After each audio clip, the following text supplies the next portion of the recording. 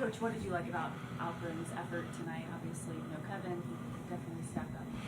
Yeah, aggressive from the start. It's not always, like I said, always about made or missed shots. Got the same great looks and cashed them in tonight, but obviously felt a little bit better, had a little more bounce in the step, attacked the matchups and made the right plays. And so obviously we were struggling at times in the first overall as a unit, and I think he kept us afloat until everybody else kind of caught up and got on board. How important was that rebounding effort from everybody towards the end of the game, but particularly Jason Tate and his energy? Yeah, it was big. We had 19 offensive rebounds for 30 second chance points. Cashed those in on 12 or 16 attempts. So great job there. And like I said, we're going to have to continue to carry that over with Steven being out. And guys did a great job, but it was basically typified by that last play.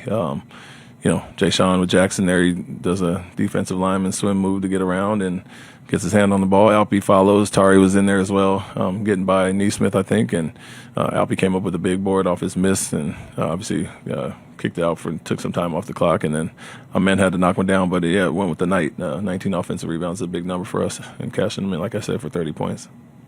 Did you feel any extra motivation from Alpy because he didn't make the All-Star team?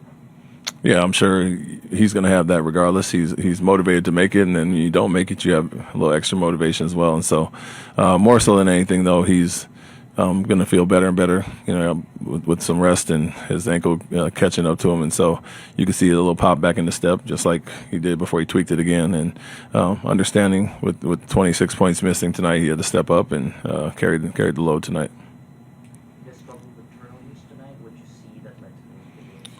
Yeah, playing in the crowd a little bit. I think, we made some nice interior passes, but at times guys weren't ready for those, and it was really a lot in traffic, and they cashed them in at a high clip. In the third quarter alone, they had 10 points off of our turnovers, and to give up 26 off 16 turnovers is way too high. So if we take care of the ball, as always, a good formula for us is offensive rebound, take care of the ball, win the possession battle, and that's what kept them in it, but the rebounding helped us as well.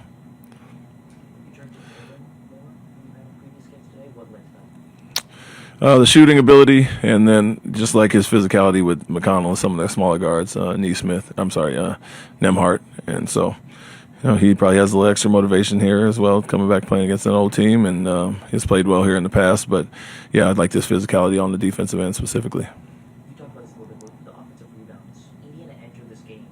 In January, they're the best in the league at limiting offensive rebounds. What were you guys able to do to overcome what they had done well so far? Well, I think the fact that Alperen's drawing all that attention, they're doubling and scrambling, and I think it led to a lot of open lanes for guys to crash.